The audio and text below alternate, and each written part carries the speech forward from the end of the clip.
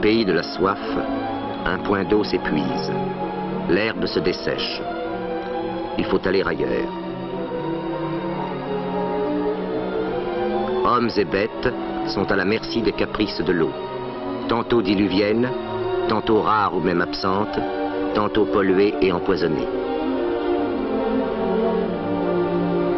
Quelle direction prendre? Le nord? Le sud?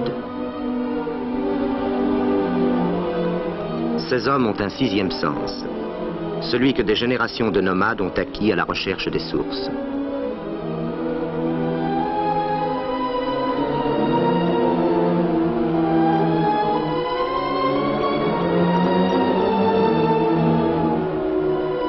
Quelques palmiers, de l'herbe, de l'eau.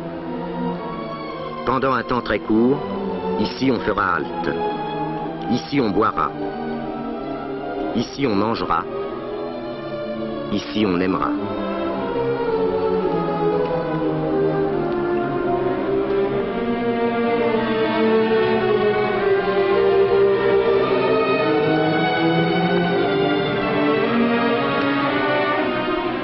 Des dizaines de journées de marche pour ce petit point de vie, ou seulement de survie.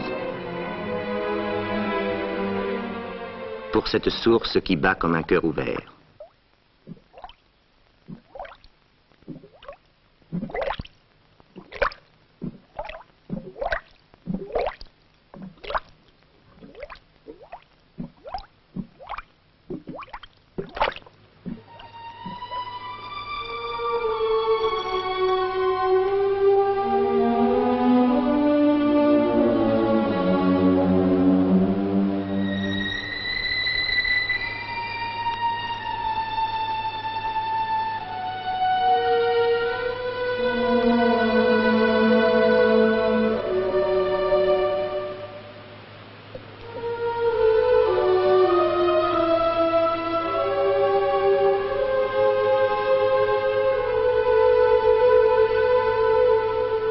Autour de l'oasis, le désert.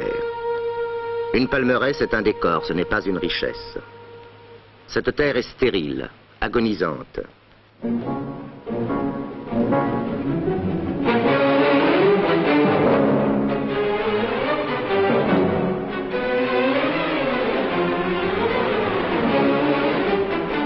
L'ennemi est partout aux aguets, dans l'eau, dans le sol. C'est le sel.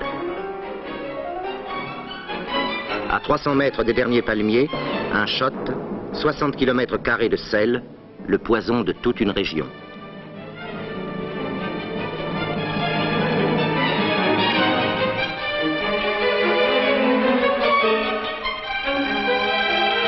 De cette croûte irrécupérable à la bonne terre arable, il y a des degrés variables de salure. Ce sont des millions de kilomètres où la vie n'est pas actuellement possible, et pourtant pourrait l'être, des millions de kilomètres qu'il faut disputer au sel.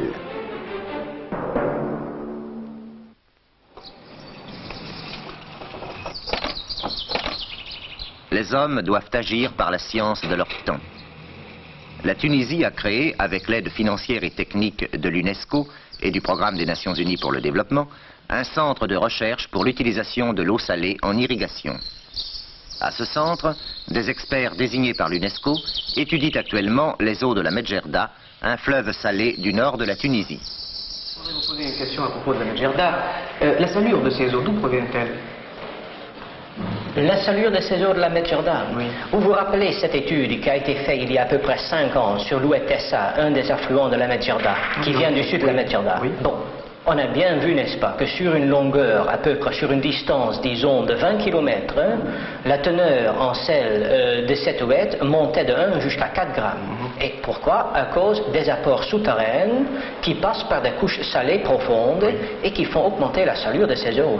Et ça, c'était le cas typique pour un des affluents de la Medjerda. On l'a répété sur un autre affluent, on l'a répété également sur l'Oued Meleg, qui est quand même l'affluent le plus important de la Medjerda, où il y a la grande barrage, vous savez très bien, dans cette région, et il n'y a rien à faire.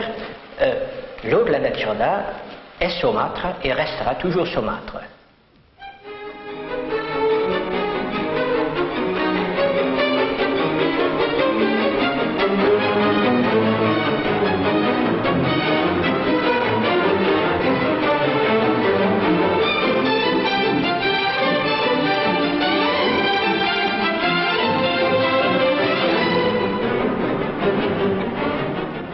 cette eau saumâtre, on ne la changera pas, on ne la purifiera pas.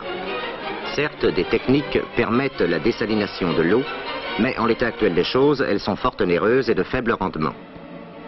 C'est donc avec cette eau saumâtre, mauvaise, qu'il faut, malgré tout, rendre la terre fertile.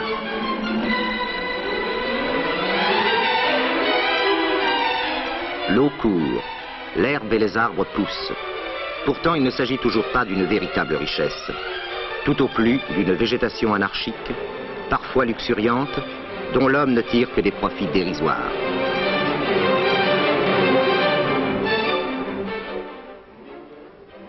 Quelques dates.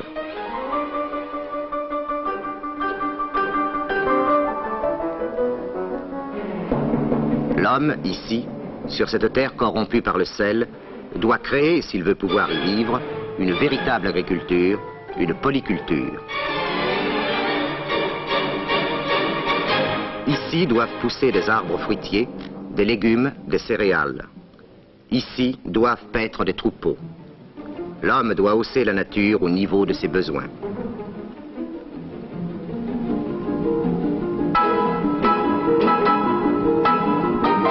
Ces jardins d'Allah pourraient être aussi des jardins de Touraine.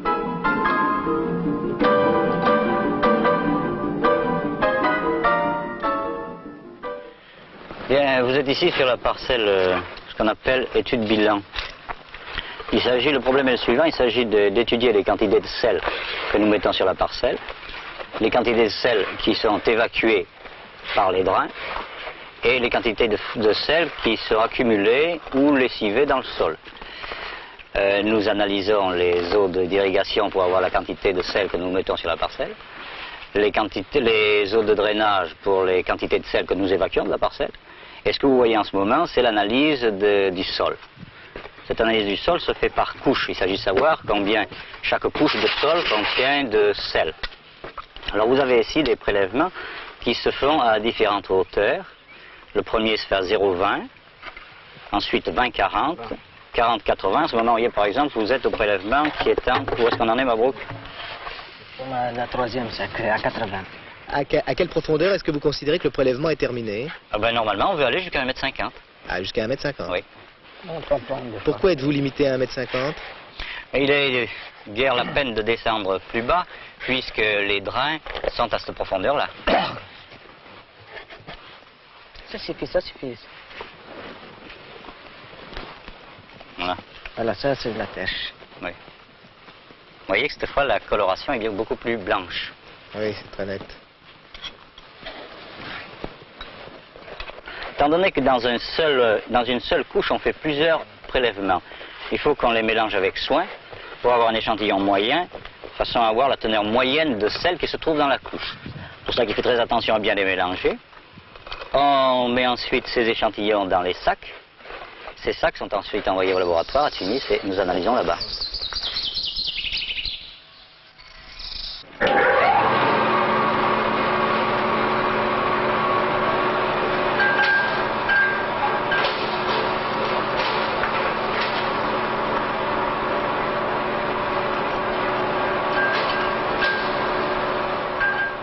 On broie ces échantillons de terre pour en unifier la texture.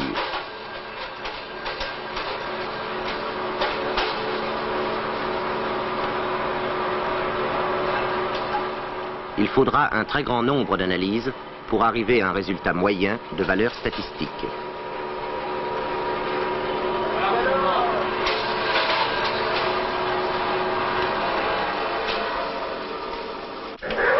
On les classe. On les analyse.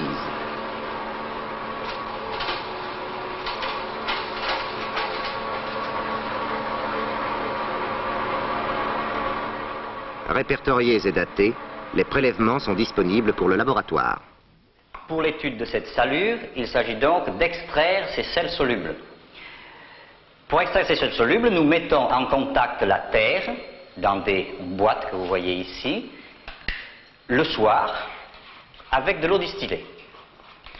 Le lendemain matin, quand la terre est restée en contact avec cette eau distillée pendant toute la nuit, elle a extrait, elle a dissous tous les sels solubles qui se trouvent dans la terre. Il s'agit maintenant d'extraire ces sels solubles, cette solution, de notre échantillon de sol. Pour extraire cette solution, nous passons sur une rampe à vide. Cette rampe à vide est faite de façon à ce que nous puissions tirer sur ces échantillons, tirer la solution. Cette solution, qui contient donc tous les sels solubles de notre sol, est rassemblée dans notre bécher, dans notre fiole à vide ici, et ensuite mis dans les petits flacons que vous voyez là, en vue de leur dosage. Les sels solubles qui nous intéressent sont essentiellement les chlorures et les sulfates, carbonate et bicarbonate, et en ce qui concerne les cations, le calcium, le magnésium, le potassium et surtout le sodium. Alors, comment maintenant se pratique le dosage? En ce qui concerne le chlorure, nous dosons par la méthode volumétrique. Nous avons des burettes automatiques qui nous permettent de faciliter beaucoup le travail de la laborantine et en plus d'augmenter de beaucoup la précision. Vous avez par exemple devant les yeux là, le dosage du calcium et du magnésium. Ce dosage est un dosage par complexométrie. Voilà en très gros comment ça se passe. Vous voyez que dans ces déchets, la technicienne, en ce moment, va mettre ce que nous appelons un indicateur. C'est un produit qui se colore quand il se trouve en présence d'un ion, par exemple ici, le calcium. Cet indicateur, en présence de calcium, vous donne une coloration rose. Mais la technicienne va maintenant ajouter une solution de complexone qui va reprendre le calcium qui est fixé sur cet indicateur. Si bien que quand cette solution aura repris tout le calcium qui était fixé sur cet indicateur, l'indicateur reprendra sa coloration propre. Ceci permet de doser donc, de savoir quelle quantité de calcium nous avons dans nos sols. Une fois le calcium isolé et dosé, il faut déterminer la teneur en sulfate. Dans le domaine de la science, plus qu'en tout autre, l'homme trouve le moyen de briser les résistances de la nature. Ici, la résistance est d'ordre chimique. Le sulfate dans nos jus se trouve à l'état soluble, bien entendu, et pour le doser, nous allons l'isoler sous forme d'un sel insoluble. Ce sel insoluble est le sulfate de barium. On ajoute donc du barium dans une prise de nos jus d'extrait. Le sulfate de barium précipite et il ne s'agit plus maintenant que de l'isoler. Nous en sommes ici dans la manipulation que vous êtes en train de voir. La technicienne est en train d'isoler le sulfate de barium. Le sulfate de barium va se retrouver sur le filtre et le jus en excès ainsi que les eaux de lavage vont se retrouver dans l'air laine qui est en dessous. On sèche le filtre sur lequel s'est déposé le sulfate de barium en le passant à l'étuve.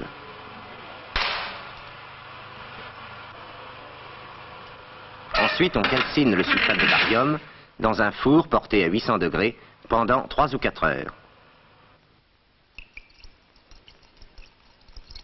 Enfin, le sulfate calciné est récupéré et il est pesé.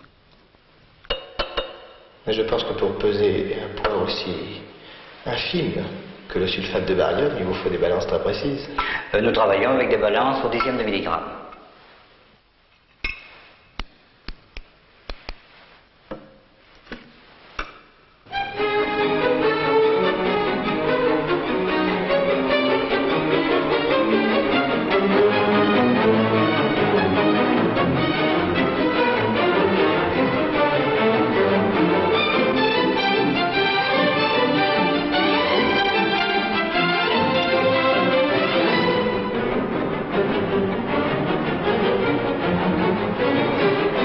Voilà l'eau.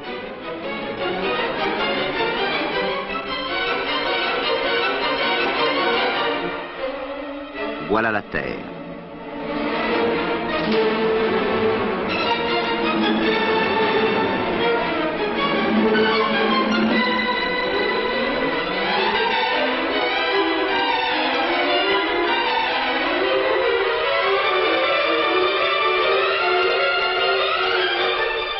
Maintenant, il faut établir le dialogue de l'eau et de la terre. La terre est chargée de sel. L'eau l'est aussi, pourtant à un degré moindre, ainsi que les analyses l'ont montré. Avec cette eau, il faut laver cette terre, la débarrasser de son surcroît de sel, il faut la modifier.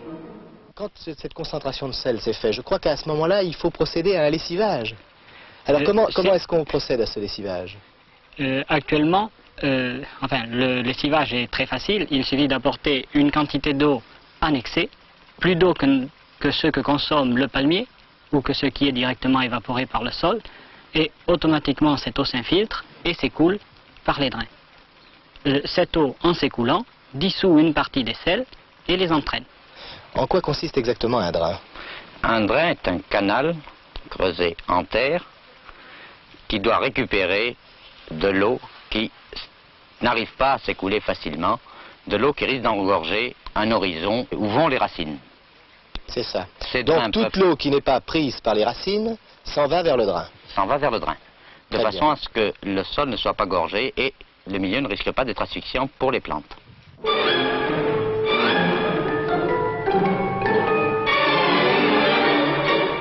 Dans une terre lavée, libérée d'une partie du sel qui la brûlait, maintenant des arbres poussent, bien portants, vigoureux, chargés de fruits.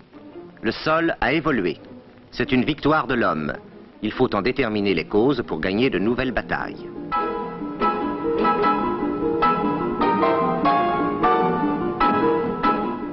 Qu'est-ce que c'est que l'évolution du sol d'abord? L'évolution du sol, il s'agit de savoir comment va se transformer votre sol sous l'influence des irrigations que nous lui donnons, donc sous l'influence de quantités de sel différentes, puisque les eaux que nous mettons sur nos parcelles sont de qualité et de quantité différentes. Il s'agit donc de savoir comment va se transformer notre sol.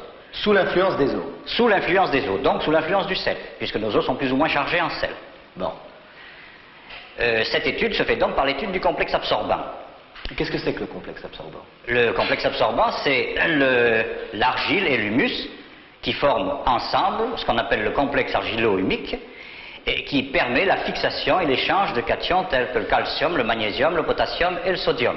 Et si je comprends bien, c'est la partie du terrain qui, ayant absorbé l'eau, a fixé les éléments dont vous parlez. C'est exactement ça. Et comme nos eaux sont chargées principalement en sodium, il s'agit de voir dans quelle proportion le sodium va se fixer sur le sol. Vous savez qu'au plus ce sodium, au plus grande sera la quantité de sodium qui se fixera sur le sol, au plus on a des risques de détérioration du sol. Et donc ce pourcentage de sodium qu'il faut vérifier. C'est le but de cette manipulation-là. Cette manipulation-ci se fait de la façon suivante. On fait une prise de terre d'une vingtaine de grammes que nous introduisons dans les allonges que vous voyez là, au moment où la technicienne verse le liquide de percolation.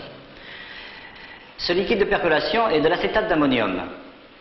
Dans l'acétate d'ammonium, il y a l'ion NH4, l'ion ammonium, qui permettra l'échange des 4 cations qui nous intéressent, c'est-à-dire du calcium, magnésium, potassium, sodium.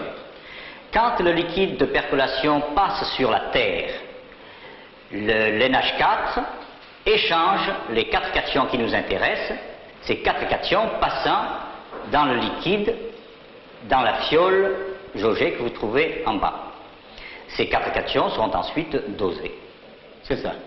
Alors en somme, le NH4 passe à travers la terre, Se fixe sur la terre, en prenant la place du calcium, du magnésium, du potassium et du sodium. C'est ça. Au cours de cette expérience, l'acétate d'ammonium s'est chargé des 4 sels minéraux essentiels qu'il convient maintenant de doser. On va donc pulvériser le liquide dans un photomètre à flamme. La quantité des sels sera décelée par l'intensité de la flamme. Ce ne sont pas les yeux de la jeune chimiste qui verront les couleurs que dégagent les 4 éléments dans la flamme, mais une cellule photoélectrique, combien plus sensible, car l'étude du sol déjà lavé exige une très grande précision.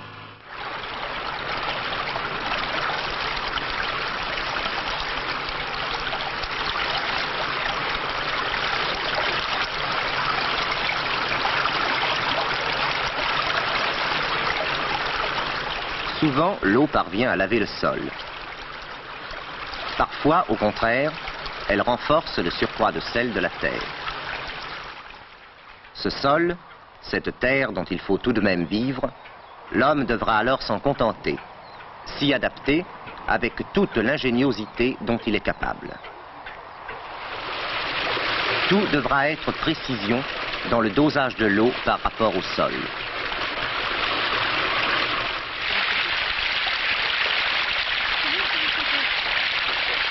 Précision dans le volume d'eau.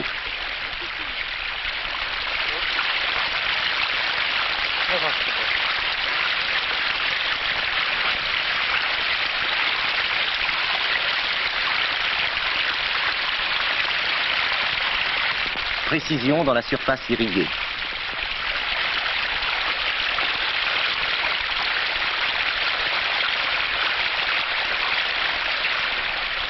Précision dans le temps de l'irrigation.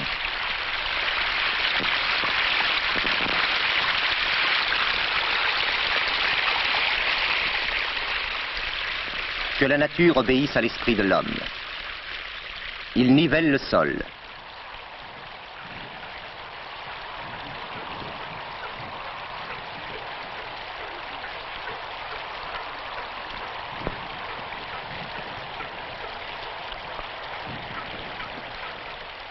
Il guide l'eau.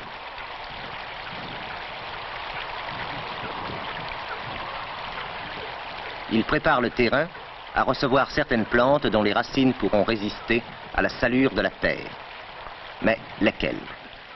Dans ce laboratoire, nous étudions la réaction des plantes à la salure.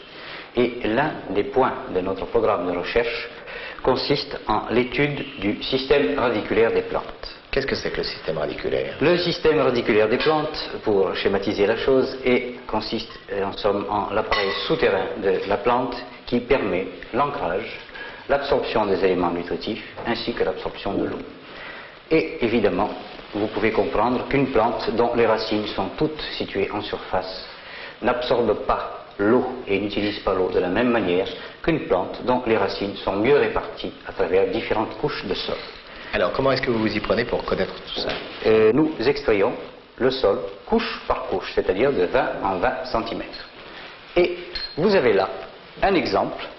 Les préparateurs sont en train de séparer les racines du sol d'un profil qui est intitulé H3. Il s'agit donc de la couche qui va de 40 à 60 cm. C'est-à-dire tous les 20 cm, tous les 20 vous cm, faites un prélèvement spécial et vous extrayez les racines et nous de ces 20 cm. De ces 20 cm. Nous arrivons donc ainsi à ce que vous voyez ici, c'est-à-dire des racines fines, des racines moyennes, de grosseur moyenne, et des grosses racines.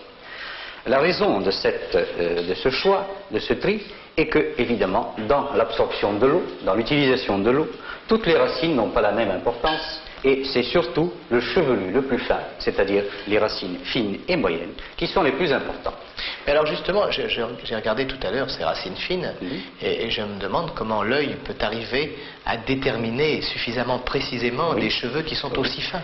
Nous faisons, pour contrôler notre travail, une fois que ce premier tri a été fait, nous faisons un second tri au microscope qui permet de sélectionner et de terminer, de faire un tri final, en somme, qui permet de donner toute l'exactitude possible à nos mesures. Une fois que ce tri est fait, nous pesons les racines par catégorie et ceci nous permet d'arriver à constituer une sorte de spectre de répartition des racines, et ce spectre a son intérêt dans les régions où l'économie d'eau est un élément primordial. Ainsi, par exemple, la luzerne a des racines qui pénètrent très profondément dans le sol. Elles permettent donc d'éclater, de fragmenter ensemble des couches de sol, alors que la vesse-orge, elle, a des racines extrêmement superficielles et qui restent localisées en surface. Il va de soi que ceci retentit sur l'utilisation de l'eau et les rendements dans cette première catégorie étaient supérieurs de 25% au moins au rendement ici. Nous avons donc là peut-être une voie vers l'augmentation de la productivité dans ces régions où l'économie d'eau est un facteur important.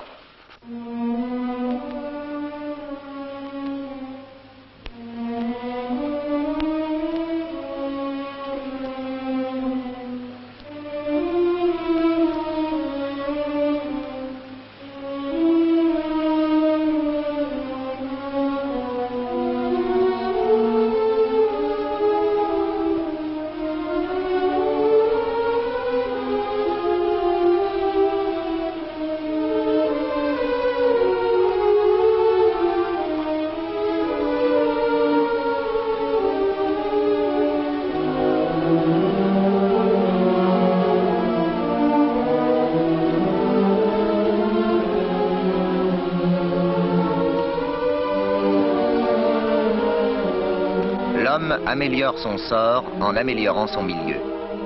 Par la science qu'il a créée, et grâce aux efforts solidaires et quotidiens des savants de toute nation, il parvient à tirer profit de ce que la nature semble lui refuser. De la préhistoire à nos jours, il affirme le sens de l'évolution d'un monde dont il prend de plus en plus possession. Ces terres arides lui résistent encore. Il semble que ce soit dans le laboratoire qu'elles seront dominées et conquises.